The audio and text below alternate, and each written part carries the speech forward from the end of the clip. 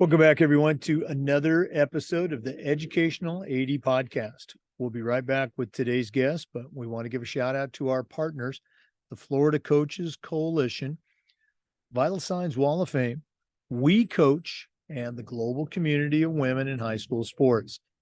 These organizations are something that you should add to your network, and we encourage you strongly to get involved with them.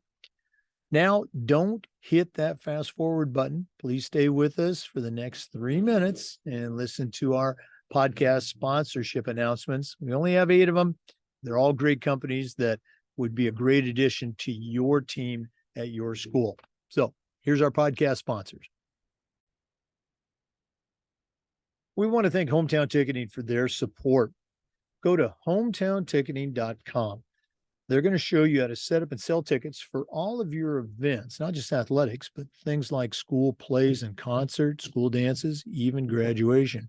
And here's the best part. Hometown's going to provide you with a dedicated client success manager to give you hands-on support every step of the way. That's every step of the way. Go to hometownticketing.com and get started today. Simple and easy online ticketing. We want to thank Gipper for their support. Go to Gipper.com. Check out how athletic directors are creating world-class marketing content for their school social media channels. Use our code ADPOD10 and you'll get 10% off. That's Gipper.com. Create custom content for your school social media channel. We want to thank Huddle. Go to Huddle.com and change the way you see the game. As a football coach, I used Huddle for years, but when I became an athletic director, I made sure our school was a Huddle school. And our coaches just loved the smart tools, the analytics, the mobile accessibility, and your coaches will too. At Huddle, we believe in sports and teams believe in Huddle. Join the 6 million users. Find out how to turn your school into a Huddle school at Huddle.com. We want to thank Wall of Fame by Vital Signs. You know, they're on a mission to bring your school's legacy to life. The Wall of Fame is an interactive touchscreen video console that highlights your school's top performers, both past and present, in athletics, academics, and in the arts. But it's so much more than that.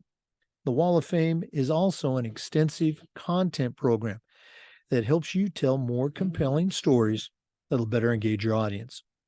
Go to vitalsignswalloffame.com, check out their great products, and when you're ready to purchase, use the link vitalsignswalloffame.com/Jake, and you'll get a nice discount.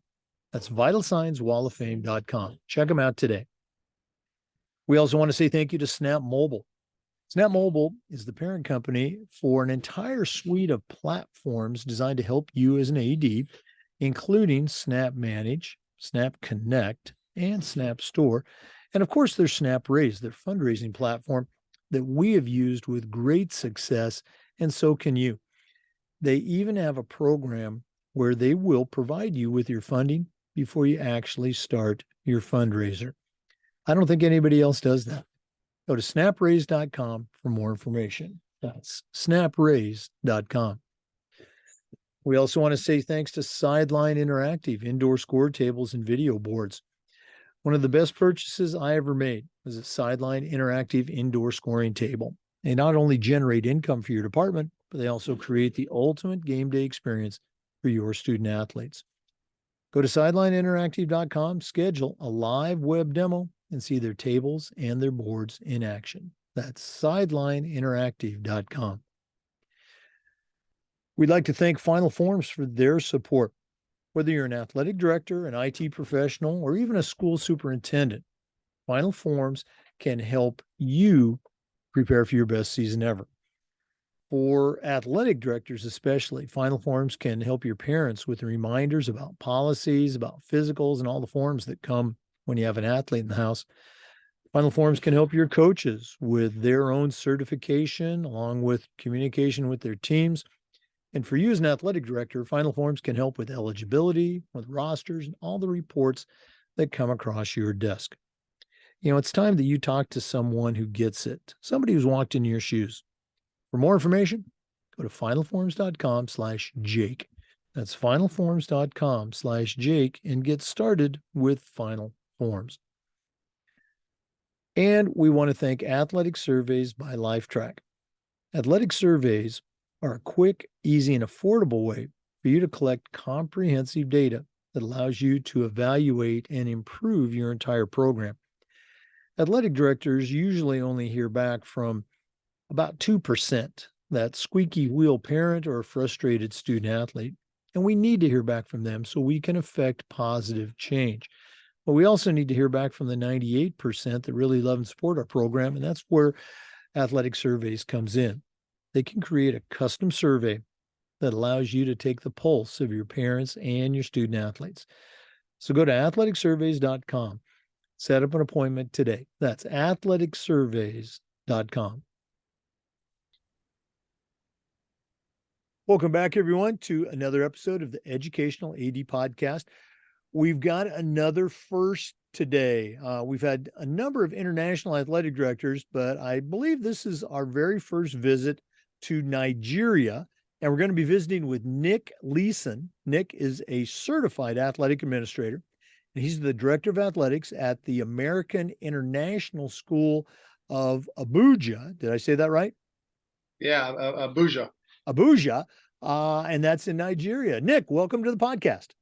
Hey, thanks, Jake. It's a pleasure. I tell you, listened to a couple of these recordings and episodes already, and glad to be on here.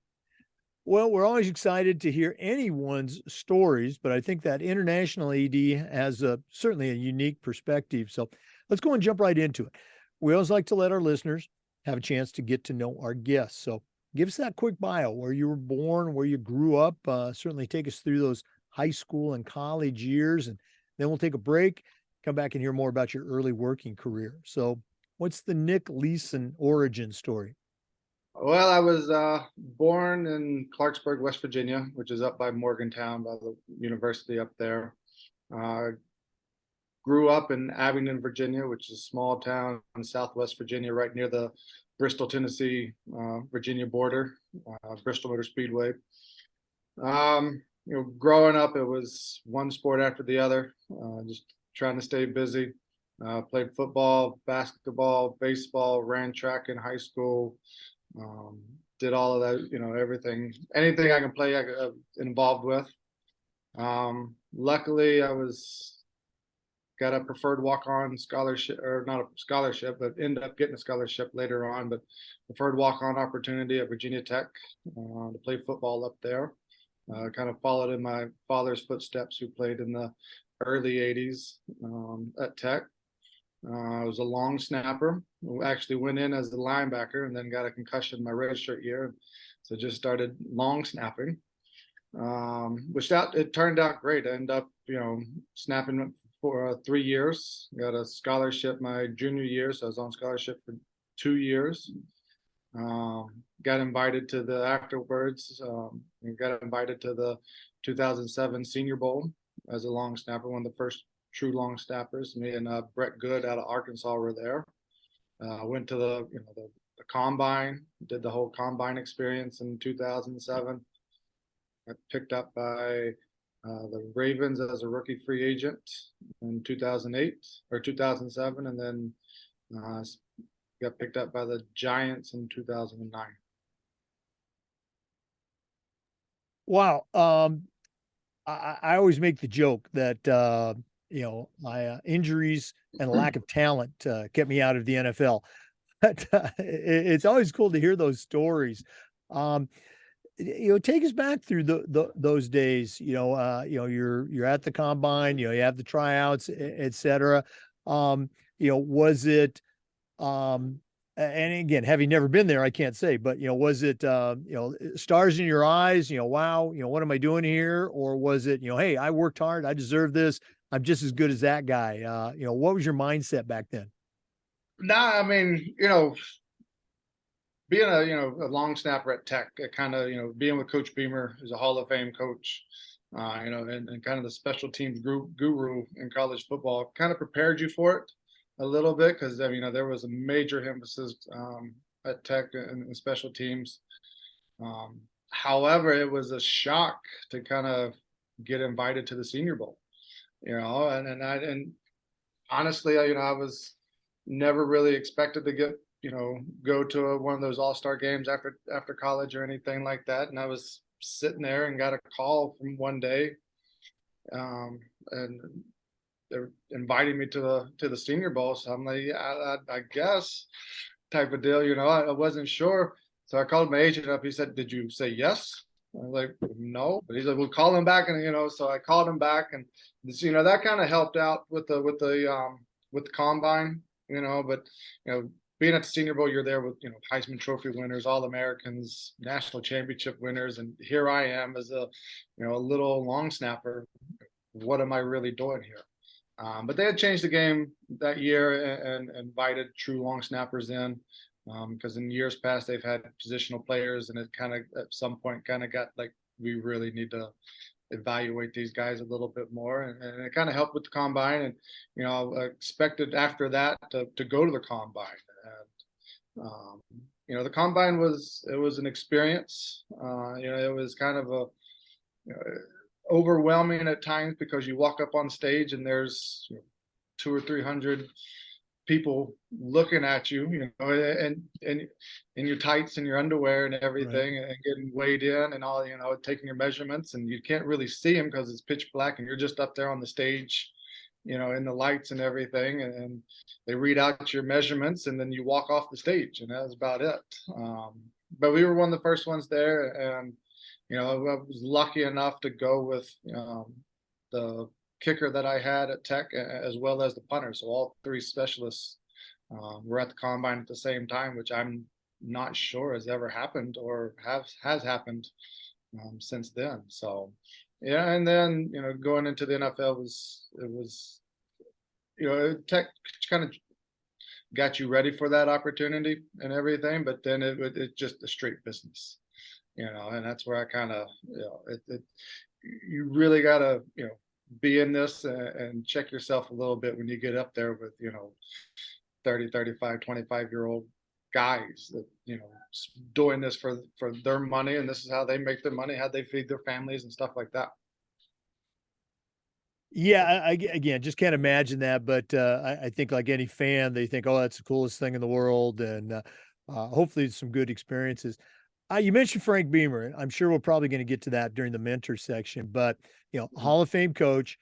Now that you are in administration, can you think back to any lessons that you learned from Coach Beamer that stick with you today as an athletic director? Yeah, unity is one. Because we always had to have the same color socks on at the same length, and he wanted everybody to look the same. But it was kind of an identity of who we are, and this is what we do, and those kind of things. And that's kind of what I try to do here is,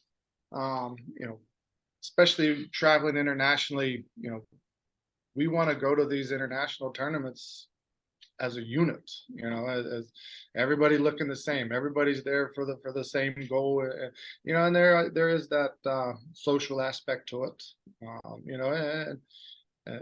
but I don't want to take anything away from that. But we're still there to compete. We're still there to bring back some champions and some trophies, and those kind of things. But yeah, and then the other one would be celebrating with your teammates. That was one of his main things is, whether you score, make a big play, it doesn't matter. Find the next person. Find the person, because there's always some opportunity for them to do what they had to do for you to do your job. And to make that play or score that touchdown, and celebrate with them, and recognize their hard work, and those kind of things. Yeah, I'm right there with you. As a longtime football coach, those are lessons that you want your student athletes to take with you for the rest of their life. For our listeners, our guest today is Nick Leeson. He is a certified athletic administrator, and he's the director of athletics at the American International School of Abuja, and that's in Nigeria. We're going to take our first break, but we're going to be back with some more, so please stay with us. This is the Educational AD Podcast. We want to say thanks to Hometown Ticketing for their support of the podcast. Go to hometownticketing.com and they will show you how to set up and sell your tickets for all your events, not just athletic events, but things like school plays and concerts, school dances, even graduation.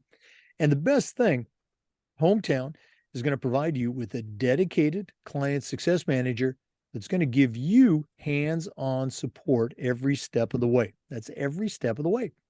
Go to hometownticketing.com and get started. Hometown Ticketing, simple and easy online ticketing. We also want to say thanks to Gipper. Go to Gipper.com and see how athletic directors are creating world class marketing content for their school's social media channel. You can do it in seconds on any device. Go to Gipper.com and tell them you heard about it on the podcast. Use our podcast code ADPOD10 and you'll get 10% off. That's Gipper.com. Create custom content for your school's social media channel. Welcome back, everyone, to the Educational AD Podcast. Once again, our guest is Nick Leeson. He's the athletic director at the American International School of Abuja, and that's in Nigeria. Nick, I could sit and talk to you about your football career and just football in general for hours, but our listeners would probably never come back after listening to me that long. Let's talk about you. After football is over with, what'd you do? How'd you get involved in education, and how in the heck did you end up in Nigeria? Yeah, so my route is probably not the most conventional road that anybody's ever traveled. After playing it actually before the NFL, I was wanted to be a pharmacist. So I had planned to go to pharmacy school, did everything like that. But then after playing, I was tired of going to school. So I wanted a break. And then, through playing football and everything, I wanted to be a coach. Kind of got that itch. And so during that time, in order to be a coach, you had to be a teacher type of route. So I took some classes, got certified, and my parents were actually living in Charlotte, North Carolina at the time. So I moved back down there after leaving New York and got a job in CMS at Olympic High School, and started coaching football down there and got into track and started being a head coach in track. Moved on to Mallet Creek High School in Charlotte, which was at the time kind of a powerhouse, kind of right off the heels of Independence High School. Coach Mike Palmieri, built a great program there. He kind of brought me in under his wing a little bit. And so that was a great experience because, that we had some very high profile athletes, especially on the football side, going through. I met my wife in 2014. So then, she had always wanted to go overseas to teach. But I was a bit hesitant at time, when she started going at it, because, we were right in the midst of state playoff run and everything like that. So I wanted to focus on football first. But as soon as football was over with, we were in 2016, we were we were getting married in April. We went to a job fair in January up to Boston. And so we walked in and we had looked at other schools internationally, China, Europe, some of those places as well in Asia. But we walked in and there was a job in Brazil where you had to be an athletic director and a math teacher, and you had to be a couple. So my wife teaches math. And so we talked about it, and I hadn't been an athletic director before. My dad had been an athletic director and assistant principal and everything like that. And so I was like, well, why not? Let's try it out. Let me interview for it. So we ended up getting the job. So we moved to Brazil 4 months after we got married in 2016, which with Brazil was a great experience. We would love to go back. We ended up having our son Brooks in 2018 down there, or 2017, sorry. And, my position as a international or expat athletic director wasn't necessarily approved by the head of school that hired us. So it's a little bit more of a cost because that position had always been a local hire. So it's a little bit more of a cost and put a little bit more of a constraint budgetary wise on the school. So they, at the end of our contract, they moved it back to a local hire position. And then we bounced over to Jeddah, Saudi Arabia for 2 years in 2018. Had our daughter Charlotte there in 2020, or January of 2020, right before the world exploded with COVID and everything.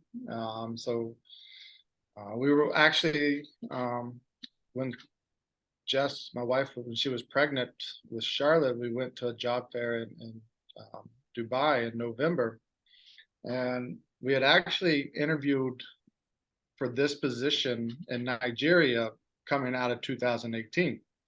But they had went in another direction. So we came back in 2020 or 2019 and going into 2020, and they had the same position.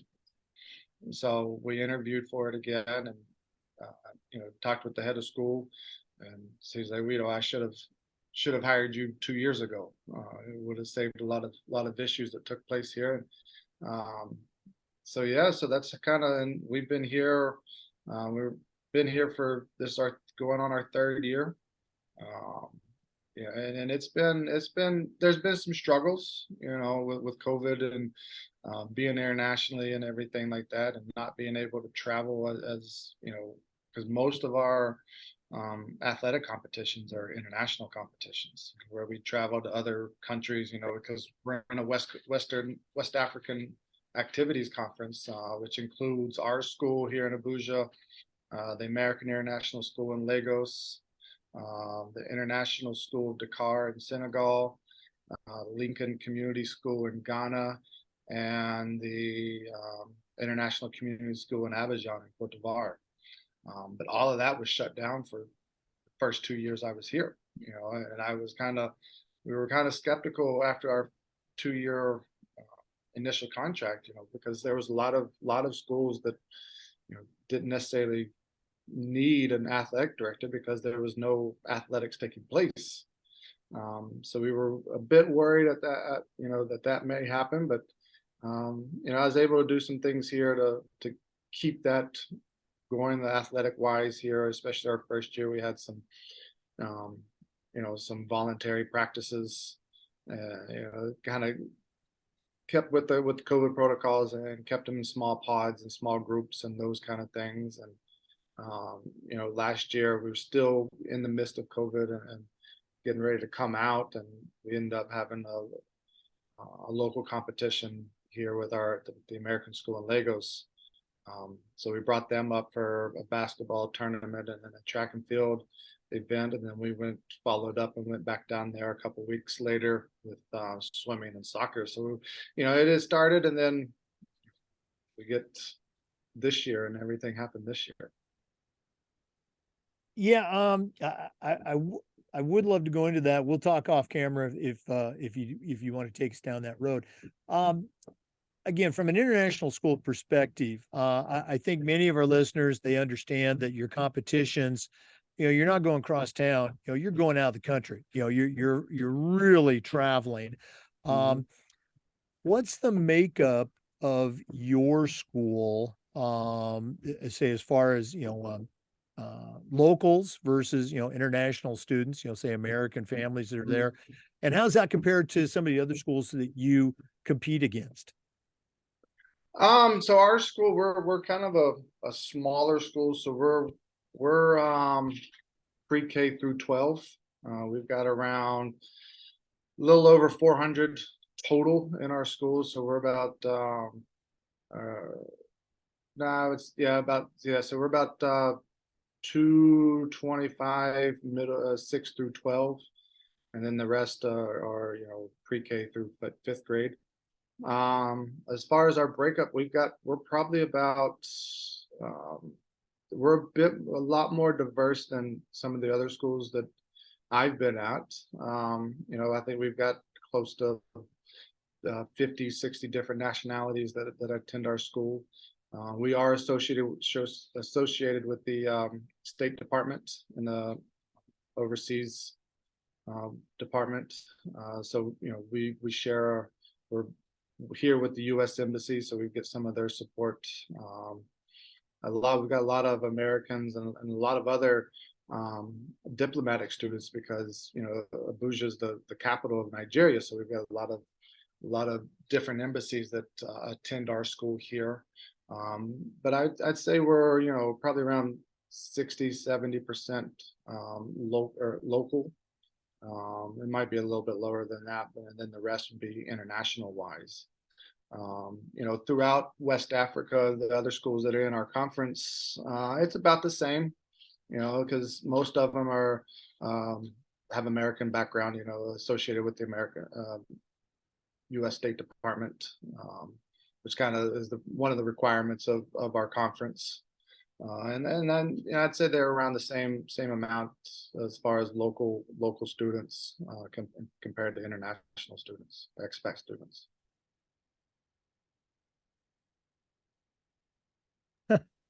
I'm unmuted now. Professional podcaster forgets to do that. Again, it's just fascinating for me to hear about the stories. And I always think back, my senior year in college, I had a lot of things as I was graduating. I did have an opportunity to go international as a coach, and they said it was assistant AD, but I think it was more coaching. And I didn't take that opportunity. So I always kind of wondered how it might have turned out. But obviously, it sounds like you've got a great thing going there. For our listeners, our guest today is Nick Leeson, and he's the athletic director at the American International School of Abuja, and that's in Nigeria. We're going to take another quick break, but we're going to be back with some more. So please stay with us. This is the Educational AD Podcast.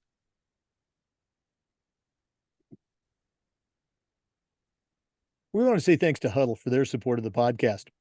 Go to huddle.com and change the way you see the game. As a football coach, I used Huddle for years. And when I became an athletic director, I made sure our school was a Huddle school. And our coaches just loved the smart cameras, the mobile apps. Of course, they loved the analytics, but they loved all the tools that Huddle provided for them, for their student athletes, and for the programs. Go to huddle.com and see why we believe in sports and teams believe in Huddle. Join the 6 million users and find out how to turn your school into a Huddle school. We also want to thank Wall of Fame by Vital Signs. They're on a mission to bring your school's legacy to life. The Wall of Fame is an interactive touchscreen video console that's going to highlight your school's top performers, both past and present, in athletics, academics, and the arts. But it's so much more than that. The Wall of Fame's an extensive content program that's going to allow you to tell more compelling stories to better engage your audience. Go to vitalsignswalloffame.com. Check out their great products. And when you're ready to buy, go to the link vitalsignswalloffame.com/Jake, and you'll get a nice discount. That's vitalsignswalloffame.com. Check them out today. And we want to thank Snap Mobile. Go to snapraise.com and check out the entire suite of platforms designed to help you as an athletic director do your job better. There's Snap Store, Snap Manage, Snap Connect, and of course there's Snap Raise, which is their fundraising platform. We've used it with great success, and so can you. They even have a program where you can get your funding before you actually start your fundraiser. I don't think anybody else offers that. Go to snapraise.com and get started today. That's snapraise.com. Welcome back, everyone. We're visiting today with Nick Leeson, International School Athletic Director from Abuja, Nigeria. Nick, you and I were talking during the break. And again, for our listeners, we're recording this on April 4th. So it's going to be pretty timely when you listen to it. But this past, summer and fall, some things were happening in your country that I don't think happen in most athletic directors' neighborhoods.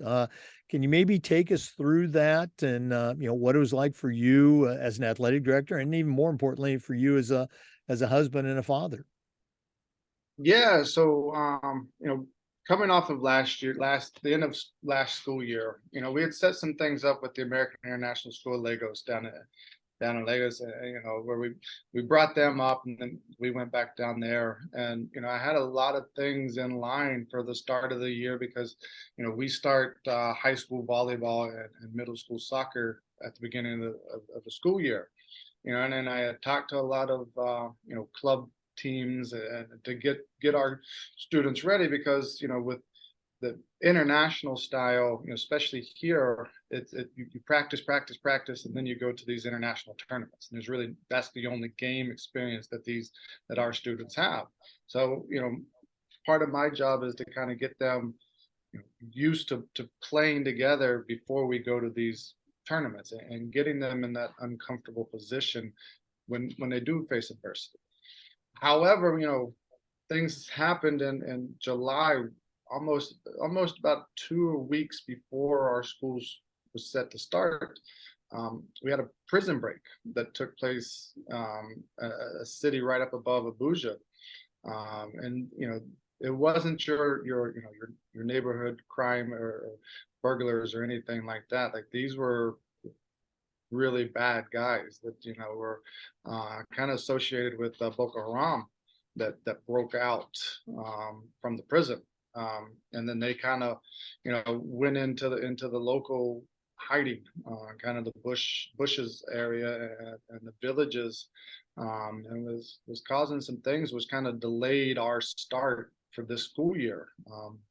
We didn't get here until I'd say about the first part of August, but we had to go online and everything was kind of shut down. And for me, it was kind of frustrating because I had worked so hard at the end of last year to get ready for this year, and it was kind of like COVID all over again, where everything's just swept underneath your feet, and you're kind of just sitting there. What are we doing? Type of deal. But some security things kind of cleared up. The local police force and the national army here in Nigeria kind of cleaned it up, and we were able to get started again. And we got our volleyball going. We had a couple small little tournaments here, with some of the local other international schools here in Abuja, and we were really streamlining in the great direction for our volleyball tournament that's going to take place. And the sad thing is, we were actually set to host the tournament this year for volleyball, but I had to make the call at the end of August, to kind of move it to the next host school, which was in Abuja at the International Community School. So and that was kind of the first hit. We didn't get to host the Weisel tournament here. So then we're moving, and things. There were some things that kind of took place at our last tournament that it was kind of eyebrow raising a little bit, security wise, and there were some things that took place, and I get the call that weekend on that Sunday, that we're going virtual, and we were set to leave the following Wednesday to go to Abuja for our volleyball tournament, and so we're going back virtual again because of some issues that took place, and and then one thing kind of led to another thing, and everything kind of steamrolled all of a sudden in the next couple of days, and we had to pull out of our tournament, because we were being evacuated back to the U.S. because of things weren't safe here, and the embassy kind of pulled out, and first started as an involuntary leave, and then it kind of turned into a mandatory leave. So our school followed with them, and we were emergency evacuated out of Abuja due to some security issues that were taking place, and we had to cancel our trip. But it wasn't just volleyball that it affected. We had swimming was going to go to Dakar, middle of November. We had a band trip that I was planning to go, and already in process to go back up to Dakar at the end of November, and all of those had to be canceled. And it was a shock because, our students here, they haven't been able to travel or participate in any event until since February of 2020, right before COVID took place. So, I mean, you're looking 2.5 years that our students haven't been able to do anything, or travel or compete or interact with, peers from other schools here in West Africa.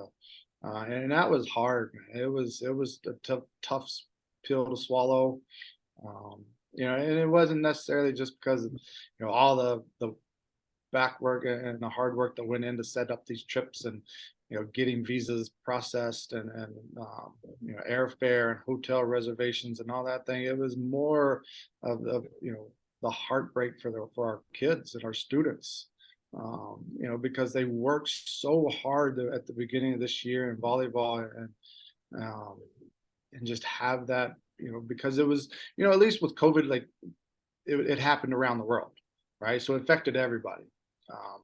But here it was an isolated situation to where, we really didn't fully understand why it was happening, or how, or what the reason behind it was causing it to happen.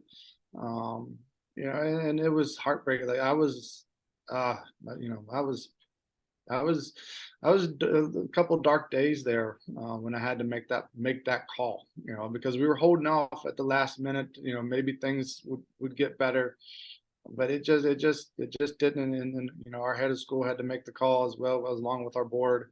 And so that, to drop that and not being able to travel and compete, for the first time in 2 years was a tough pill, and having to look at our volleyball players and our swimmers, and just seeing the hurt in their eyes, and having those conversations with them.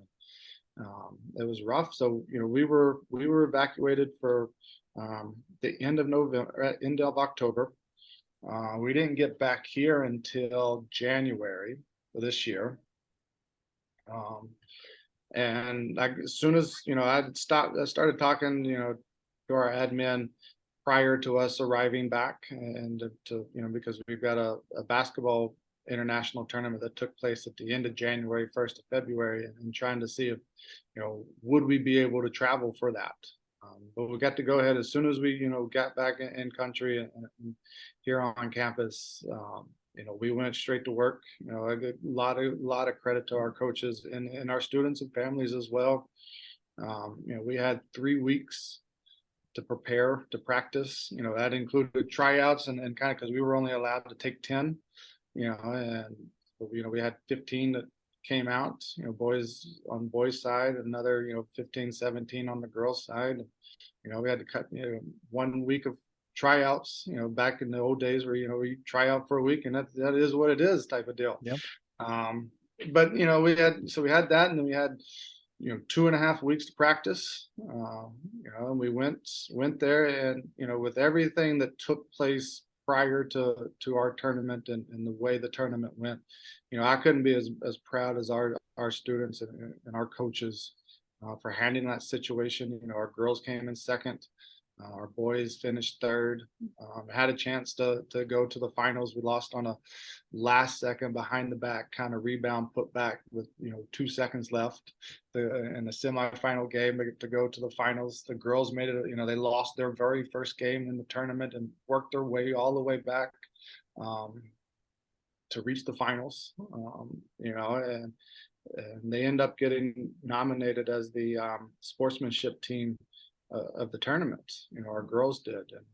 And so everything that took place prior, and having the volleyball season, because and the thing with international is, a lot of our kids play a lot of sports.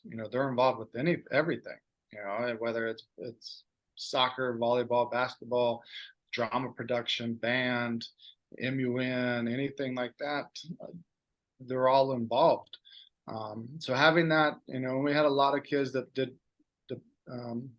were scheduled to go on a volleyball trip.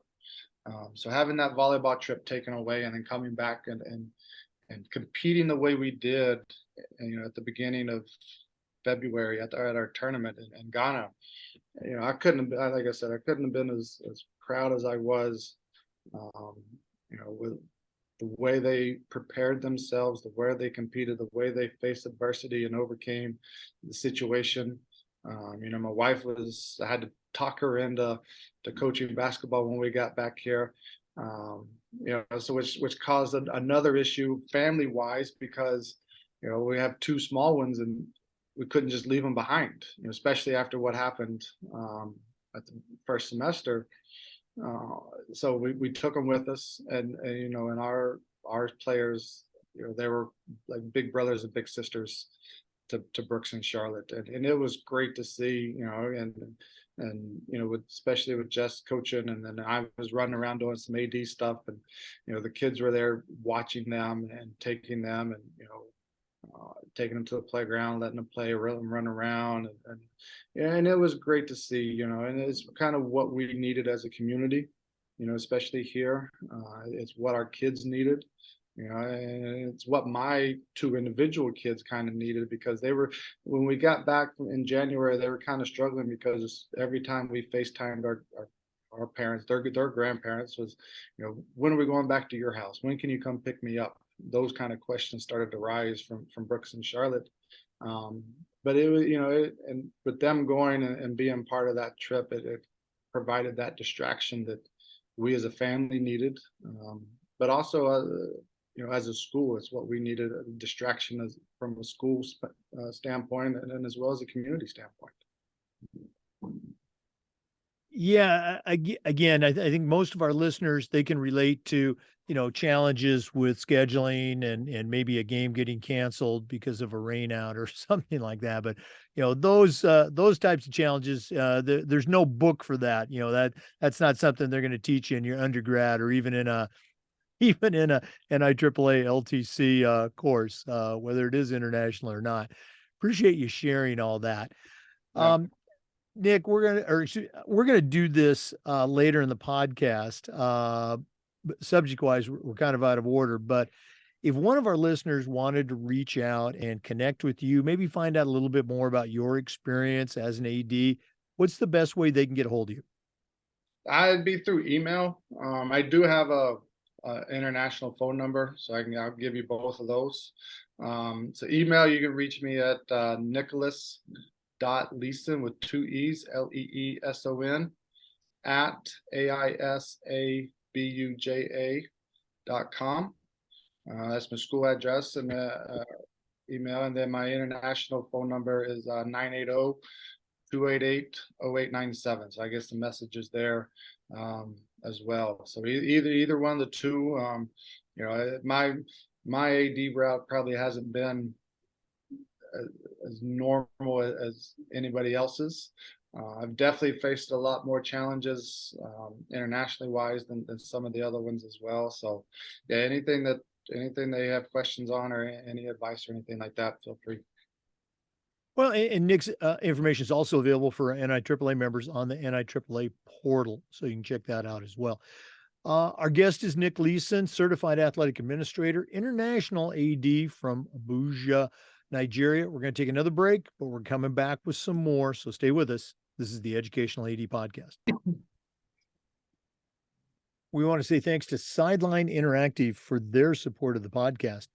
Go to sidelineinteractive.com. Check out their indoor scoring tables and video boards. We've got one in our gym. It's probably the best purchase I ever made as an AD. Of course, we use it for home events, but we also use it for pep rallies, for signing ceremonies. Their products are tremendously versatile, and the customer service is just outstanding. Go to sidelineinteractive.com, schedule a live web demo, and see their tables and their boards in action. That's sidelineinteractive.com. We also want to thank Final Forms for their support. Go to finalforms.com/Jake, and they're going to show you how to prepare for your best season ever. Whether you're an athletic director, school superintendent, even an IT professional, Final Forms has got the tools to help you. As an AD, Final Forms can help your stakeholders with things like mobile accessibility, They got reminders for parents about policies, about physicals, and all the forms that come when you have an athlete in the house. Final Forms can also help your coaches with things like attendance and communication. And for athletic directors, Final Forms can help you with eligibility, with rosters, and all the reports that come across your desk. It's time that you talk to someone who's walked in your shoes, someone who gets it. For more information, go to finalforms.com/Jake. That's finalforms.com/Jake and get started with Final Forms. Welcome back, everyone, to the Educational AD Podcast. Nick, one of the things that we like to do is give our guests a chance to acknowledge the mentors that they've had in their career. None of us get to where we're at on our own. Who are some of the people that have helped you along the way? Well, first and foremost would be my father. He was growing up. He was, a teacher, a PE teacher, and a coach, and football coach, basketball coach, baseball coach. He kind of did everything. It was kind of because of him that I actually didn't want to be a teacher. But it's not necessarily a negative thing, but just seeing, all the hard work that he had to do and some of the stuff that he had to put up with and those kind of things. Especially in small Southwest Virginia, and not fully being recognized for those efforts and everything like that. So, but then, once I finally got into this position and education, having him as that backboard, bouncing ideas off of him, especially when I became an athletic director, and he'd been an athletic director prior to this, and some of the things that, I necessarily didn't expect to experience, but having him there to kind of bounce some things off as well. So, he would be one. Obviously all my, football coaches up at Tech, Coach Beamer, Coach Foster, Bud Foster, who's should be another Hall of Fame coach as well. Football coach John Boleyn, who at the time, I think he's now one of the next in line, AD or associate AD or assistant AD at Tech, but he was our kind of in charge. He was Coach Beamer's right hand man at Tech, and it's kind of, from him logistically, I learned a lot of stuff, setting up some hotels and travel reservations. Now that I'm internationally, looking back at some of those things and kind of incorporating some of the stuff that he's done. Obviously, Mike Palmieri, the head coach of Mallard Creek, who's now down in Georgia.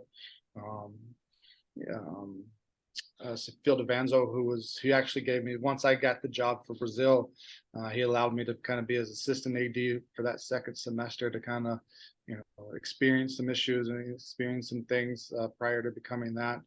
As far as internationally wise, especially here, Eric Rodin, he was the AD at Lagos when I got here, and having to work with him, and which he's got a vast experience of internationally, being an AD internationally. So having him within our conference, and there's a lot of others as well. Yeah, it never amazes me how many people, as you start talking about, the mentors that have impacted your life, there's that one, there's this one, and hopefully it's ongoing and also begins to come full circle where you begin to mentor, that next generation of coaches and ADs. Yeah. Nick, we also, the podcast, we try to share best practices. So I'm going to put you on the spot. What are some things that you do at your school that you are particularly proud of that you can share with our listeners? Any best practices come to mind? Yeah, so, and I kind of got it from, Coach Palmieri at Mallard Creek, is, what I am proud of here, and, my students may not, my student athletes may not fully see it now. They kind of argue with me at times, but I try to put them prior to our tournaments or anything, in that losing situation, that rough situation. where your back's against the wall. You may be playing up a level or anything like that. Because I'd rather have somebody experience adversity and see what they're going to do here than when we get to these tournaments and them facing that adversity, that challenge, and not fully knowing what to do at that moment. So I try to put my students in a tough situation. I try to schedule tough games for them. And I learned that from Coach Palmieri because he wanted to play the best. In order to be the best, you got to beat the best, and it kind of prepares you for those, whether it be a state final match or a football game or anything like that, or a playoff run, especially, in football when it's, November, December, and, you're still out on the football field with Thanksgiving and those kind of things. And it's cold, and, your friends aren't, they're inside where it's warm, but you've got to struggle it out on there. And so facing those adversities, facing those tough challenges, and don't be afraid to schedule, a team that you may think you may not beat, but because your students they're going to surprise you. They're teenagers. They're going to do some things that you may not know that they're able to do. So put them in that situation before before they get into that situation. So this way, how they're going to handle it. And then, if they handle it wrong, which some of them may, you have that opportunity to correct it, to talk about it, and do those kind of things. Another one would be, kind of trust your coach, let your coaches coach type of deal. You put them in that situation, let them do what they got to, that you put them in there for. That's why you put them in there. And I've got a lot of trust in our coaches here. And especially, internationally, it's a little bit different internationally than it is in the U.S. The pay isn't as great as it is in the U.S. And they're really, and it's tough being a coach internationally. You really gotta, you have a passion for it, because you got long days and teaching a lot of AP classes and then going back out to practice and staying afterwards. But I got a lot of respect for our coaches here, a lot of trust for our coaches here as well.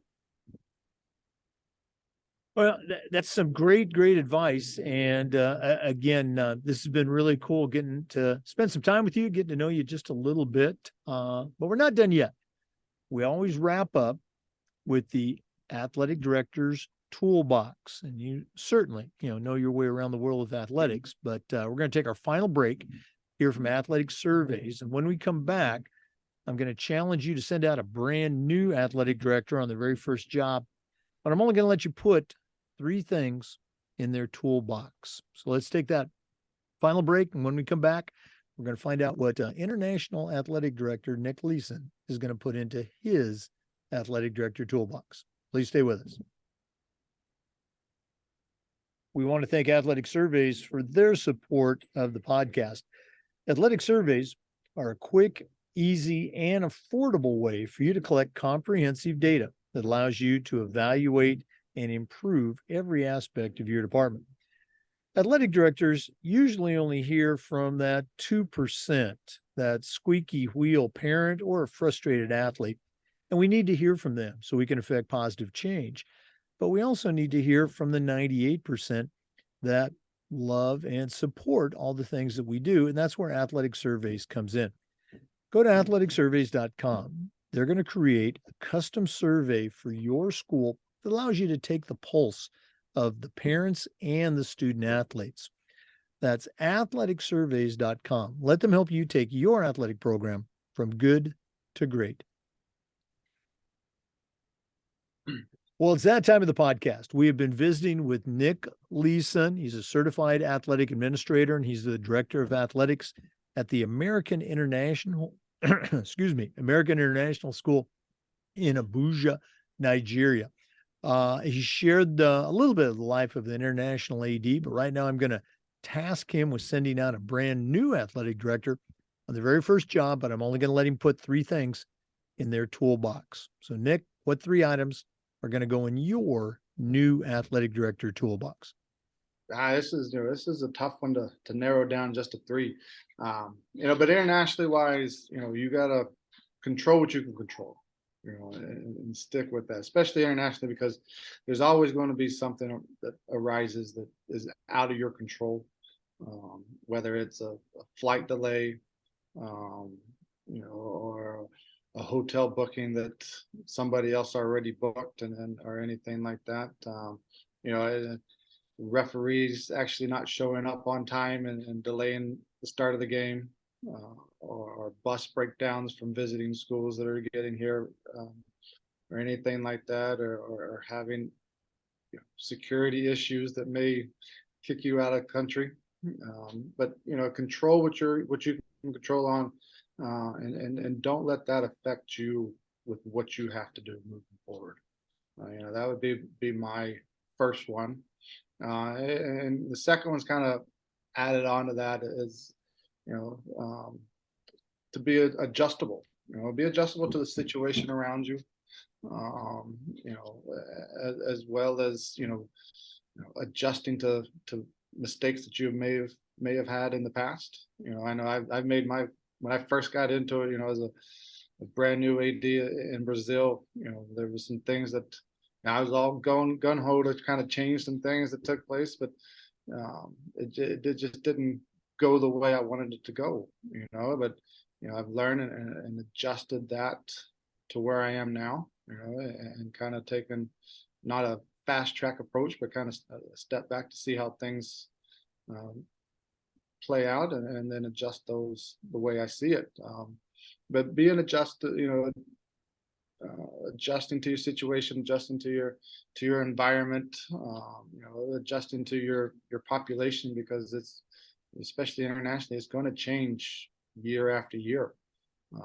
Especially with where I'm at, we've got, our embassy here, they're only on 2-year posts. And so every 2 years we get a new influx of, students that, we may lose some students, but we may gain some students. So being, adjusting with that. And